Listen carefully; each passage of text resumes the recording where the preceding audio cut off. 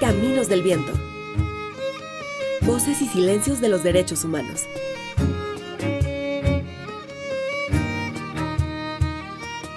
Una producción del Instituto de Derechos Humanos Ignacio Ellacuría e Ibero Radio.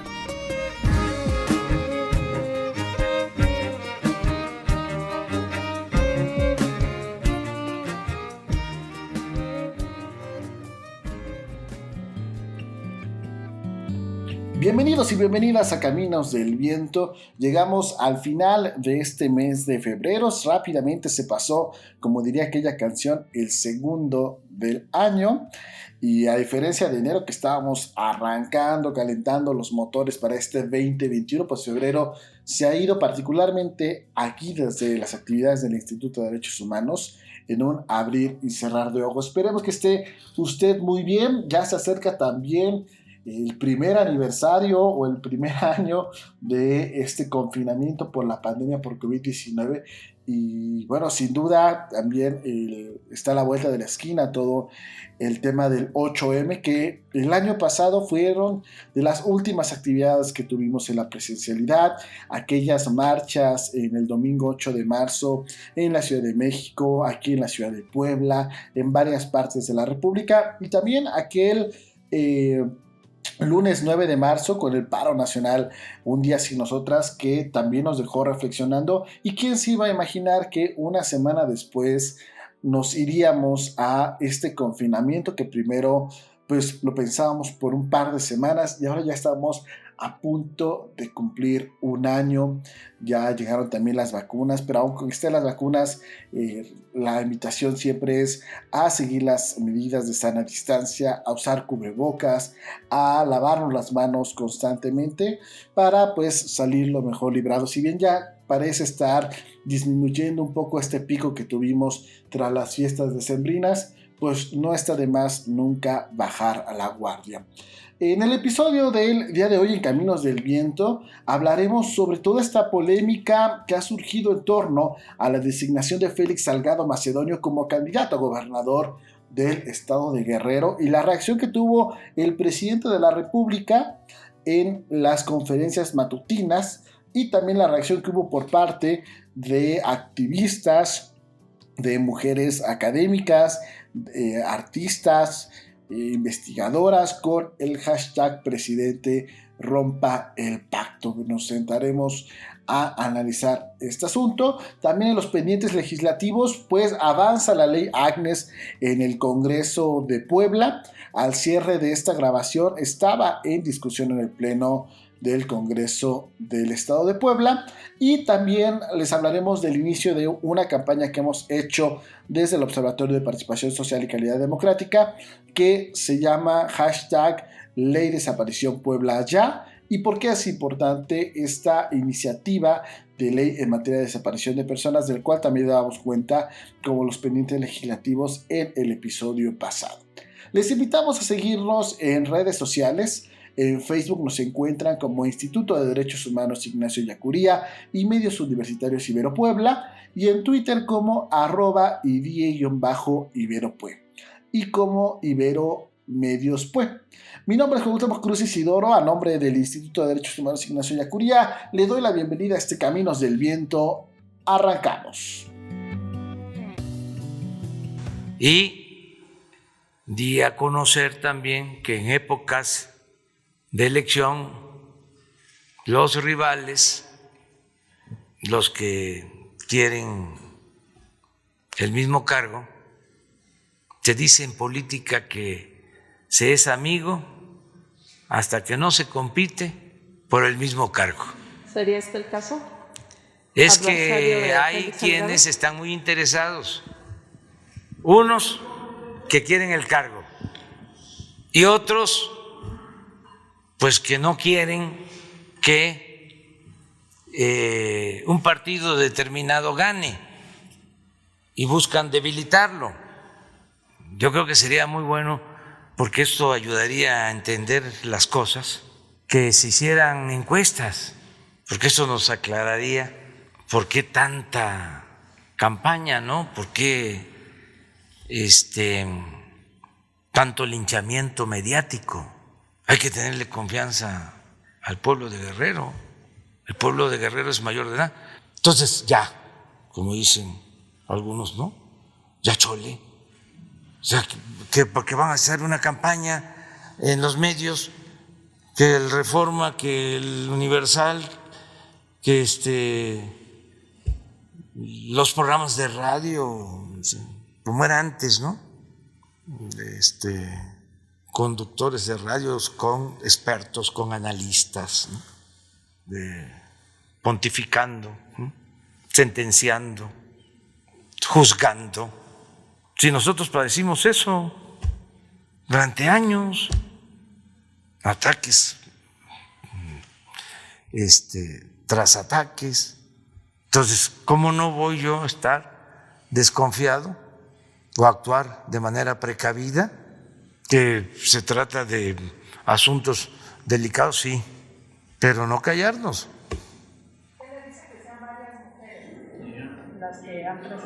Pues que tienen su derecho, como también lo tiene el derecho el pueblo de Guerrero, los que apoyan a Félix. Es lo mismo, son derechos de todos.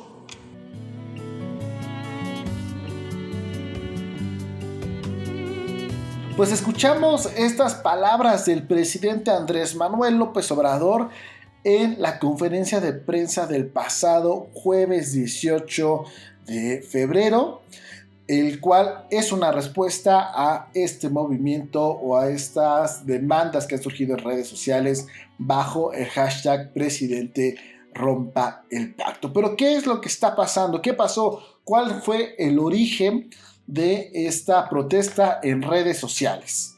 El pasado miércoles 17 de febrero, durante su conferencia diaria de prensa matutina, el presidente Andrés Manuel López Obrador respaldó nuevamente la postulación de Félix Salgado Macedonio como candidato a gobernador del estado de Guerrero, pese a las acusaciones que hay de abuso sexual en contra del ex senador y por las cuales varios colectivos feministas y mujeres, algunas de ellas integrantes de Morena, han pedido que se eche para atrás la nominación de Salgado Macedonio.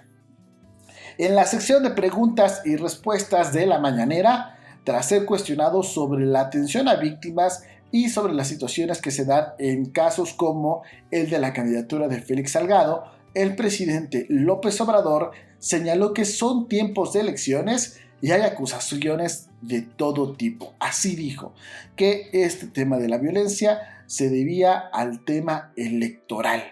¿Cuáles fueron las palabras del presidente López Obrador? Ya mencioné, y nada más porque tú me lo estás preguntando, que primero hay que tenerle confianza al pueblo, ¿no? La gente es la que decide. Si se hacen encuestas y la gente dice, estoy de acuerdo con esta compañera, con este compañero, yo pienso que se debe de respetar, porque la política es asunto de todos, no de las élites. Más adelante señala el presidente. Imagínense, asuntos que tienen que ver con violación de este tipo de acusaciones son muy fuertes, pero tampoco se puede hacer linchamientos políticos, o sea, dejarle el asunto, si es político, al pueblo para no equivocarnos. Lo mejor es preguntar al pueblo primero. Esas fueron las palabras del presidente López Obrador en la famosa mañanera, que sin duda, pues como escuchamos, sintetiza o resume todo esta demanda de colectivas a un tema de confrontación política, de linchamiento político, ¿no? Recordemos que también no es la primera vez que el presidente López Obrador tiene estas diferencias con el movimiento feminista y que particularmente ha sido el movimiento o uno de los movimientos organizados opositores al gobierno de López Obrador que más impacto ha tenido, ¿no? Ya lo decíamos, por ejemplo, en el paro nacional del año pasado o en las marchas del año pasado, o también cuando hay algunos casos de feminicidios, pues las colectivas salen a expresarse. En este caso también se expresaron afuera del Palacio Nacional y bueno, esta fue parte de la respuesta que dio el presidente López Obrador. En respuesta a estas declaraciones, activistas, escritoras, actrices e investigadores como por ejemplo Regina Blandón, Johanna Murillo, Kate de Artigues, Ixchel Cisneros, Sofía Margarita, Natalia Bedestein, Irene Azuela, Paulina Chavira, entre otras más, e incluso algunos hombres como José María Jaspic y Pedro de Tavira, e incluso tiempo después el propio Diego Luna, hicieron un llamado a que el presidente Andrés Manuel López Obrador rompa el pacto. A través de redes sociales, decenas, si no es que cientos de mujeres se sumaron a este llamado publicando fotos con carteles con un mensaje dirigido a López Obrador: presidente, rompa el pacto, acompañadas con los hashtags un violador no será gobernador, presidente rompa el pacto y ningún agresor en el poder. Por ejemplo, la escritora Almadelia Murillo acompañó su foto con este mensaje: esta es la oportunidad para el presidente y Morena de demostrar si realmente son diferentes y tienen decencia. No pacten con el machismo avalando a un candidato como Félix Salgado. Y pues sí, es que para muchos este gobierno identificado con la izquierda pues debería ser un gobierno mucho más tolerante con también las víctimas, mucho más abierto a escuchar a las víctimas también. Recordemos que el gabinete de López Obrador está conformado casi paritariamente por mujeres y por hombres en misma medida, aunque no necesariamente en la misma estructura de tomas de poder, pero bueno, tenemos ahí el caso de Olga Sánchez Cordero como secretaria de Gobernación. Y ante estas protestas en redes sociales, el presidente López Obrador se pronunció nuevamente el jueves 18 en este audio que escuchábamos al principio de este programa, donde declaró el famoso ya chole, ¿no? Que a muchos nos hizo recordar aquella campaña del gobierno de Enrique Peña Nieto cuando defendía las reformas estructurales y decían ya chole con tus quejas, ¿no? La reforma estructural. O también cómo olvidar aquella frase de Murillo Karam en aquella conferencia emblemática del caso Ayotzinapa cuando soltó el famoso ya me cansé, o igual Enrique Peña Nieto cuando fue a Iguala también sobre el caso Ayotzinapa hacía una alusión a que ya lo superáramos, ¿no? Pues mucho estas frases se vinieron a la mente con el famoso ya chole del presidente Andrés Manuel López Obrador, que de nuevo respalda la candidatura de Salgado Macedonio y vuelve a poner o etiquetar esta serie de protestas como parte de la lucha electoral. Recordemos que este año hay elecciones no solamente para el Congreso Federal, sino también en algunos estados va a haber renovación de gobernaturas, entre ellas Guerrero.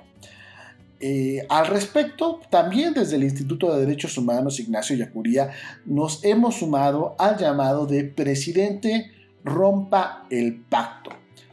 Con relación a la postulación del candidato a la gobernatura del estado de Guerrero, Félix Salgado Macedonio, acusado de 5 delitos de abuso y violencia sexual contra mujeres, preocupa la declaración del presidente de la República refiriendo que dichas acusaciones se tratan de un linchamiento político a causa del periodo electoral.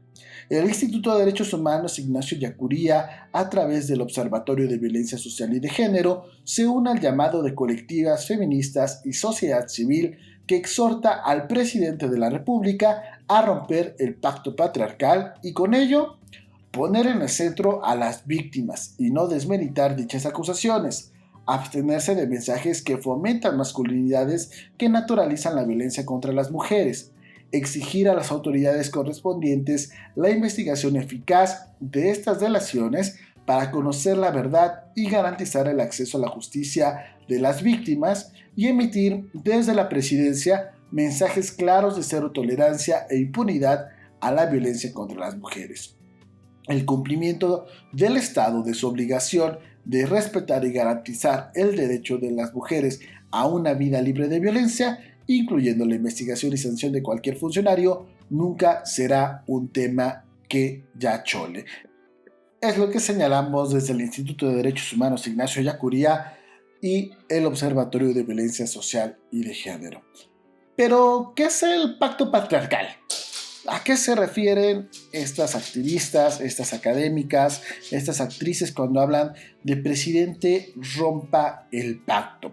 De acuerdo con el Instituto para el Desarrollo de Masculinidades Antihegemónicas, mejor conocido como De Machos a Hombres en redes sociales, y a los cuales les hacemos la invitación a seguirlos, desde la perspectiva teórica en torno a masculinidades, se considera que en la construcción del patriarcado moderno, los varones pactamos el poder como hermanos. El pacto patriarcal se refiere a la identificación masculina con otros hombres por ser hombres, es decir, nos vinculamos con otros basados en la identificación de lo que consideramos que nos hace hombres. Uno de los códigos es el silencio cómplice, perpetuador de la violencia machista. ¿Y qué sucede cuando los hombres, a partir de su identificación con otros hombres, son partícipes indirectos en las desigualdades al no decir nada y legitimarlas?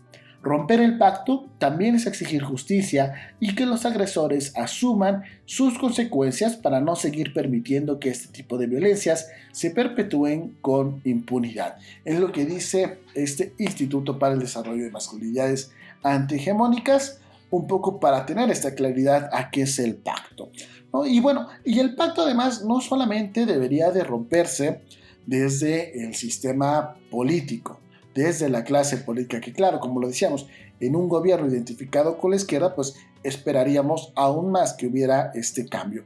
Pero también el pacto se debe de romper desde los círculos cercanos que tengamos los hombres.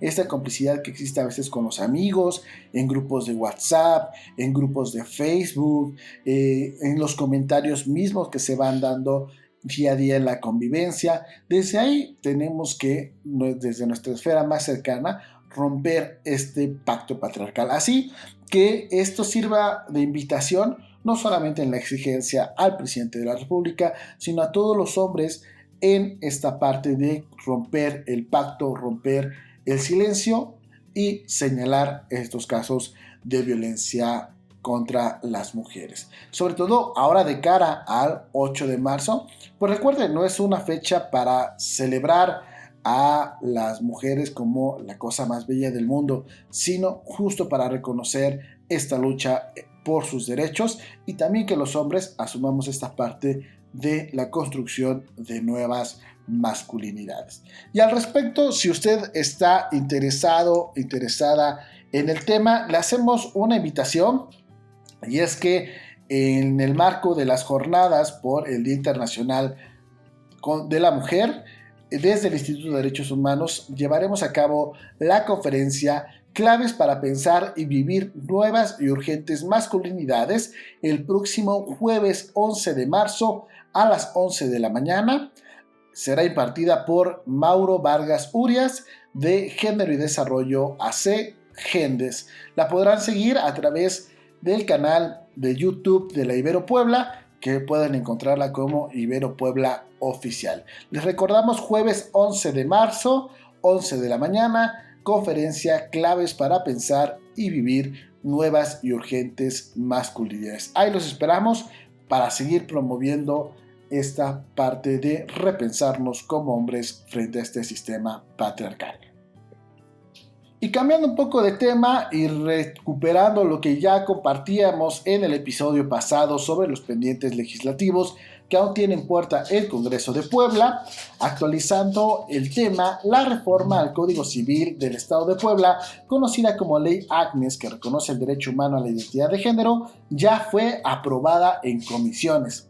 En la sesión virtual celebrada el viernes 18, las Comisiones Unidas de Gobernación y Puntos Constitucionales y Procuración y Administración de Justicia aprobaron por mayoría de votos el dictamen para reformar y adicionar diversas disposiciones del Código Civil para el Estado de Puebla en materia de reconocimiento del derecho a la identidad de género autopercibida. De acuerdo con la propuesta de reforma, se indica que se entenderá por identidad de género autopercibida la condición personal e interna, tal y como cada sujeto se percibe a sí mismo, que puede corresponder o no al sexo asignado en el registro primario, incluye la vivencia personal del cuerpo, que podría o no involucrar la modificación de la apariencia o funcionalidad corporal siempre que la misma sea libremente elegida. Al cierre de esta grabación se estaba llevando a cabo la discusión en el Pleno del Congreso de esta iniciativa, donde se esperaba su discusión y su probable aprobación. Recordemos que este fue uno de los compromisos asumidos por el Congreso en noviembre pasado, luego de la toma de sus instalaciones por parte de grupos feministas, y que desde el Instituto de Derechos Humanos exhortamos al cumplimiento de las mismas en tiempo y forma, con la debida discusión y análisis. En el otro campo, en el tema de las desapariciones de personas, que también era un tema que les compartíamos la semana pasada en esta carta que enviamos al Congreso del Estado, a diferencia de la ley Agnes, pues aún no está prevista su discusión y eventual aprobación.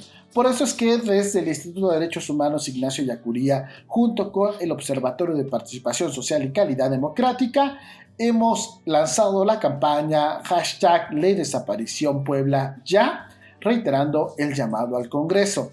Pero detengámonos un poco en el tema. A ver, ¿cuál es el origen de esta reforma o de esta iniciativa?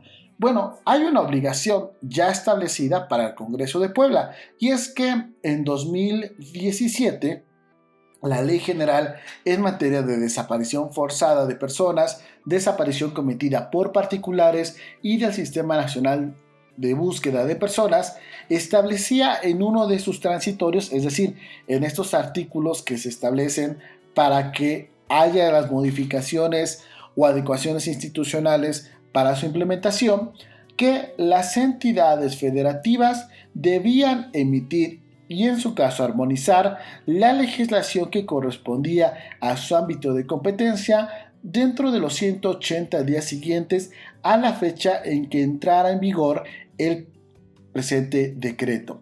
Y dicho plazo, dichos 80 días, una vez entrado en vigor, que son 6 meses, concluyó el 15 de junio de 2018, es decir, hace ya más de 2 años y medio, sin que a esa fecha el Congreso de Puebla emitiera una ley al respecto. Es decir, ya hubo una omisión por parte del Congreso en cumplir lo que establecía la Ley General en materia de desaparición.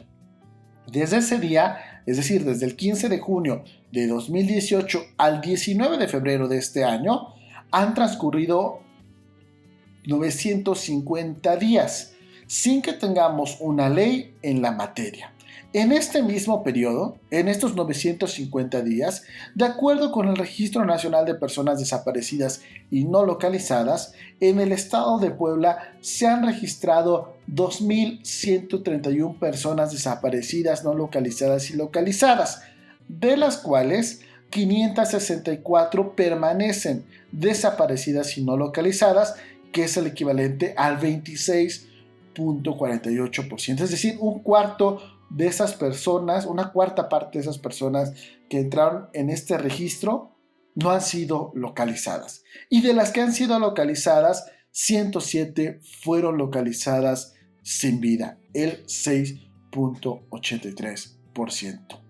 Y recordar, la actual legislatura del Congreso tiene desde el 15 de junio de 2020 una iniciativa de ley en materia de desaparición de personas para el Estado de Puebla, sin que hasta la fecha, como hemos señalado, se prevea su discusión y análisis. Desde ese día también, desde el 15 de julio de 2020, hay una iniciativa de ley en materia de desaparición de personas para el Estado de Puebla, sin que a la fecha se prevea su discusión y análisis. Y desde ese día hasta el 19 de febrero de 2021, 165 personas han sido registradas como desaparecidas no localizadas y localizadas, de las cuales 50 siguen bajo el carácter de desaparecidas y no localizadas, y esto es una muestra del contexto de graves violaciones a los derechos humanos. Por eso consideramos que la adopción de esta iniciativa es un primer paso en la búsqueda de la verdad y la justicia para los familiares de las personas desaparecidas. El próximo 15 de julio concluyen los periodos ordinarios de sesiones de la actual legislatura, por lo que reiteramos el llamado a su discusión inmediata, ya que, como nuestros representantes den los pasos necesarios rumbo a la aprobación de la iniciativa. Quedan por ahí de casi 140 días. Urge legislar ya porque nos urge una ley de desaparición Puebla ya. Es el llamado desde el IDIE y el Observatorio de Participación Social y Calidad Democrática. Y antes de pasar con nuestros compañeros del área de vinculación del Instituto de Derechos Humanos, quienes nos vienen a hablar de un tema sumamente importante como es el presupuesto con perspectiva de género, ahora a partir de que hay esta discusión ahora de la cuenta pública y algún tema también de si hay irregularidades o no, es importante detenernos con la asignación de estos presupuestos con la perspectiva de género, de lo cual nos vienen a hablar. Pero antes de pasar con ellos, les compartimos nuestra agenda de eventos. También en el marco del Día Internacional de la Mujer, tendremos el próximo martes 2 de marzo a las 11 horas la conferencia magistral Política Universitaria frente a la Violencia de Género que imparte la doctora Marcela Lagarde y de los Ríos, antropóloga, investigadora y activista feminista. La podrán seguir a través también del canal de YouTube de la Ibero Puebla, martes 2 de marzo a las 11 de la mañana. También los invitamos este miércoles 3 de marzo a las 6 de la tarde, tiempo del Centro de México, al World Café. ¿Qué rayos es eso de la vida independiente para las personas con discapacidad? Un espacio de diálogo colaborativo e intercambio de perspectivas convocado por Piña Palmera C y Ángela Salazar Desarrollo Humano. El registro lo pueden hacer a través de la liga Zoom que está disponible en nuestras redes sociales. Se las recordamos en Facebook como Instituto de Derechos Humanos Ignacio Ellacuría y en Twitter como @idie_iberopue. También el próximo 8 de marzo, el lunes 8 de marzo a las 5 de la tarde, los invitamos a la Escuela de Espectadores que realiza Iberocultura con La Última y Nos Vamos, cine, títeres y ficción histórica, con la compañía Susi López Títeres, guión y dirección de Susi López. El link de acceso también lo encuentran en nuestras redes sociales o en http://bit.do/FNJLZ. Así que los esperamos en estos eventos que tenemos desde el Instituto de Derechos Humanos Ignacio Ellacuría. Vamos a escuchar ahora a Alejandro Rodríguez. Él es estudiante de Economía y Finanzas de la Ibero Puebla y que está haciendo su servicio social en el área de vinculación del IDIE, quien nos viene a hablar sobre el presupuesto con perspectiva de género. Hola, mi nombre es Alejandro Rodríguez, soy un estudiante del último semestre en la licenciatura de Economía y Finanzas y actualmente me encuentro realizando mi servicio social en el Instituto de Derechos Humanos Ignacio Ellacuría de la Universidad Iberoamericana Puebla, específicamente en el área de presupuesto con la maestra Erendira Luna, en donde a lo largo de los últimos 40 días se me ha ido mostrando con lecturas y conversatorios los distintos temas que enmarcan a los derechos humanos y el trabajo que ha hecho el instituto. En las últimas sesiones se ha hecho especial énfasis en lo que corresponde al tema de género y la vinculación que éste tiene con los derechos humanos. Este tema ha cobrado gran relevancia mediática en el tiempo reciente. Todos hemos sido testigos de las manifestaciones de descontento por parte de diferentes grupos feministas en contra de la segregación y la violencia que han vivido las mujeres desde hace ya muchos años. La gran cantidad de información disponible y las personas que han escrito al respecto de este tema nos deben invitar a reflexionar sobre el rol que hemos desempeñado todas las personas en este aspecto. Me parece evidente que existe una imperativa necesidad por erradicar esta problemática que afecta a nuestra sociedad, no solo a las mujeres, sino a nosotros también, como hombres. Desde el enfoque de derechos humanos, el Estado, a través de las autoridades, en el ámbito de sus competencias, tiene la obligación de promover, respetar, proteger y garantizar los derechos humanos en conformidad con los principios de universalidad, independencia, indivisibilidad y progresividad. Uno de los mecanismos principales para garantizar la progresividad de los derechos humanos es la creación de políticas públicas. En este sentido, el presupuesto es un documento importante de política pública que nos permite identificar el origen y la aplicación de los recursos económicos. Además, es relevante que estos documentos de política pública cuenten con una perspectiva de género. Pero vamos poco a poco. y demos unas breves definiciones de los conceptos que hemos estado platicando para ir poniendo la discusión en contexto. Ahora, ¿qué es el gasto público? La Comisión Nacional de Derechos Humanos lo define como el instrumento que permite dar cumplimiento a los objetivos de gobierno, los cuales expresan una serie de políticas públicas que permiten traducir en acciones y resultados la propuesta del gobierno. Ahora, este gasto se organiza a través de un presupuesto. Y el presupuesto refleja, por medio de las características y monto de los recursos, la orientación y las capacidades de hacer cosas y dar rumbo a un país. Por ello, el presupuesto de egresos del gobierno federal, como el de los gobiernos estatales y municipales, puede ser visto como la expresión de los objetivos de cada administración y como síntesis del quehacer gubernamental. En México se le conoce como el presupuesto de egresos de la Federación, cuando se habla de todo el dinero que se reparte anualmente para cada dependencia gubernamental a nivel federal. Ahora, una vez que tenemos claro a qué nos referimos con presupuesto, entendamos qué es la perspectiva de género. Explicar qué es la perspectiva de género, de acuerdo con la Ley General para la Igualdad entre Hombres y Mujeres, se refiere a la metodología y los mecanismos que permiten identificar, cuestionar y valorar la discriminación, desigualdad y exclusión de las mujeres, que se pretende justificar con base en las diferencias biológicas entre hombres y mujeres, así como las acciones que deben emprenderse para actuar sobre los factores de género y crear las condiciones de cambio que permitan avanzar en la construcción de la igualdad de género. Dicho en palabras más sencillas, la perspectiva de género es una herramienta conceptual que busca mostrar las diferencias entre hombres y mujeres y se dan solo por su determinación biológica, sino también por las diferencias culturales asignadas a los seres humanos. Pero, ¿para qué nos sirve la perspectiva de género? Sirve para mirar o analizar una situación desde la perspectiva de género, nos ayuda a entender que la vida de hombres y mujeres puede modificarse en la medida en que no está naturalmente determinada. Esta perspectiva ayuda a comprender más profundamente tanto la vida de las mujeres como la de los hombres y las relaciones que se dan entre ambos. Este enfoque cuestiona los estereotipos con los que hemos sido educados y, sobre todo, la posibilidad de elaborar nuevas formas de socializar y relacionarnos entre los seres humanos. El empleo de esta perspectiva plantea la necesidad de solucionar los desequilibrios que existen entre mujeres y hombres mediante acciones como la redistribución equitativa de las actividades entre los sexos, justa valoración de los distintos trabajos que realizan mujeres y hombres, especialmente en lo referente a la crianza de las hijas y los hijos y el cuidado de los enfermos, además de las tareas domésticas. También la modificación de las estructuras sociales, los mecanismos, las reglas, prácticas y valores que reproducen la desigualdad. El fortalecimiento del poder de gestión y decisión de las mujeres. Y por último, la importancia de la aplicación de la perspectiva de género radica en las posibilidades que ofrece para comprender cómo se produce la discriminación de las mujeres y las vías para transformarla. Además de esto, es necesario entender que la perspectiva de género mejora la vida de las personas, de las sociedades y de los países, enriqueciendo todos los ámbitos productivos. Es decir, no se limita solamente a las políticas focalizadas a favor de las mujeres.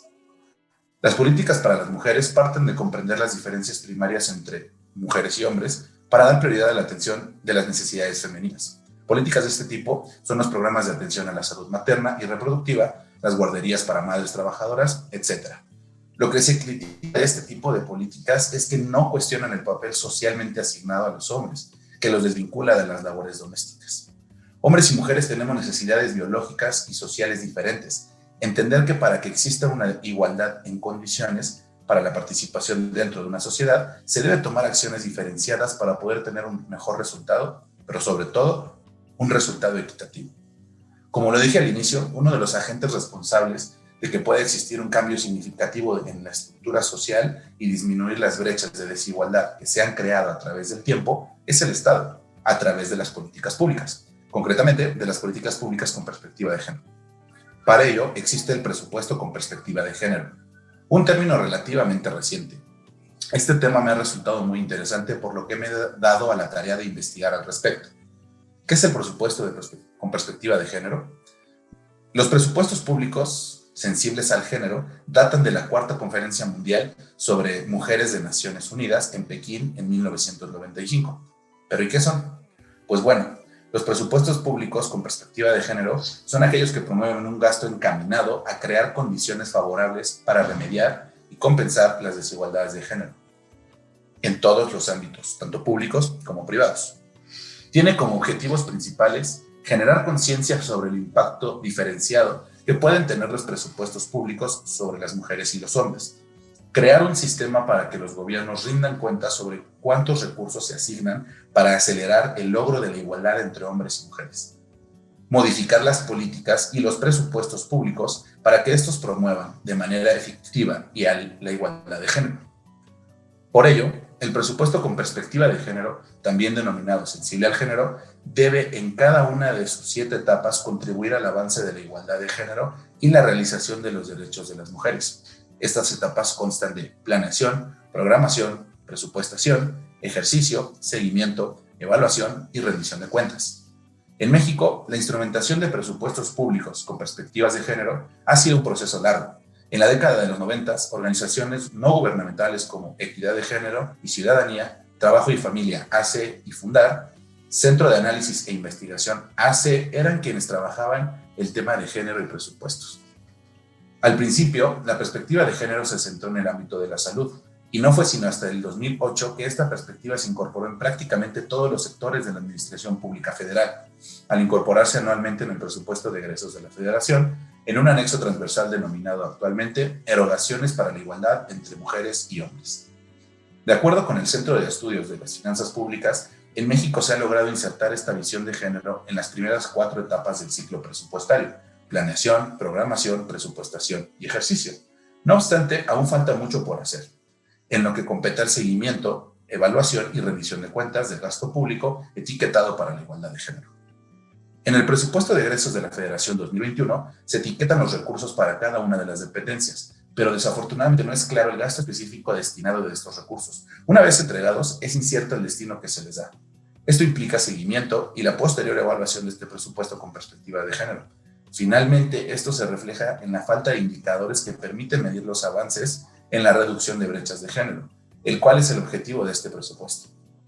Y, a carecer de diagnósticos sobre la problemática de género, se desconocen las metas que se desean alcanzar con estos recursos asignados. Hace falta desarrollo de las técnicas para generar estos indicadores, además de una mayor participación en el diseño presupuestal y revisión de la ejecución presupuestal por parte de las dependencias gubernamentales. Pero sobre todo, falta tener un enfoque diferencial por género, edad, etnia, por mencionar algunas posibilidades. No hay institución específica para la transversalización de la perspectiva de género en la construcción del presupuesto. ¿Por qué es importante el presupuesto con perspectiva de género?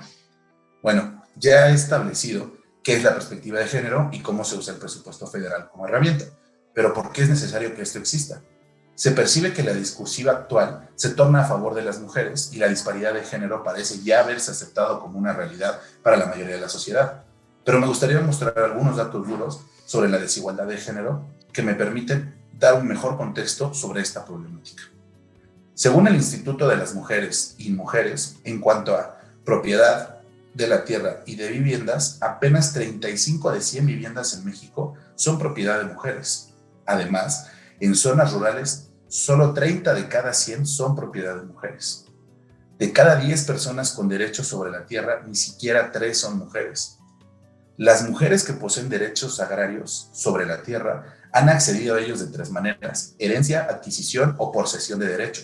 En los 3 casos, asambleas ejidales constituidas por hombres deben reconocer la transacción.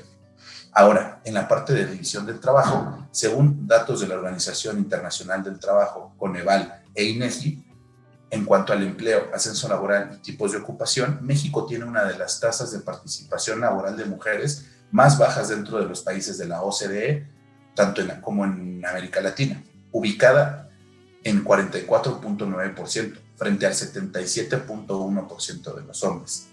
El promedio de América Latina es de 52%.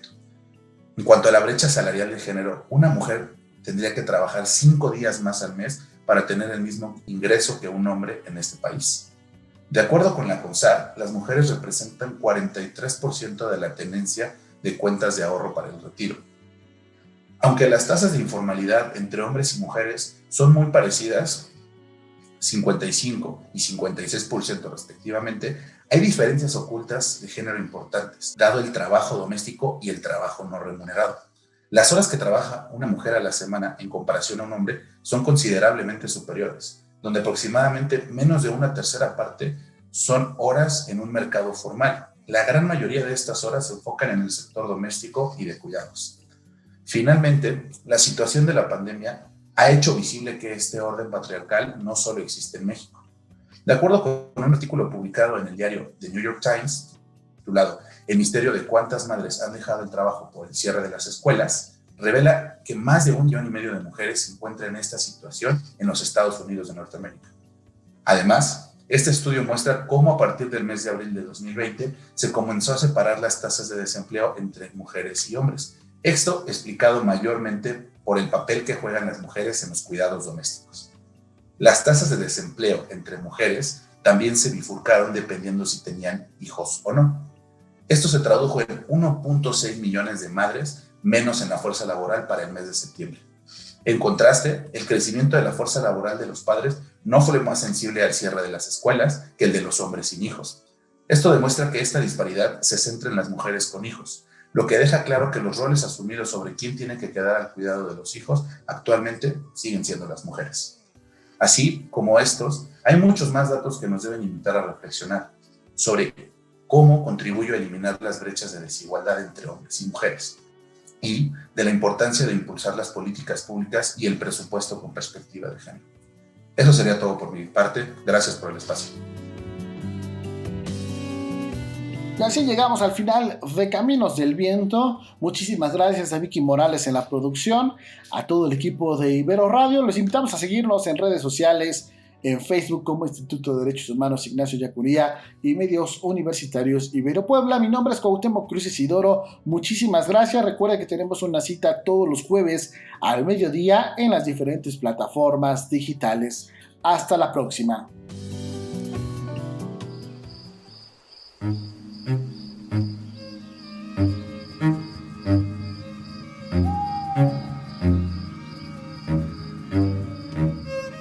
Caminos del Viento. Voces y silencios de los derechos humanos.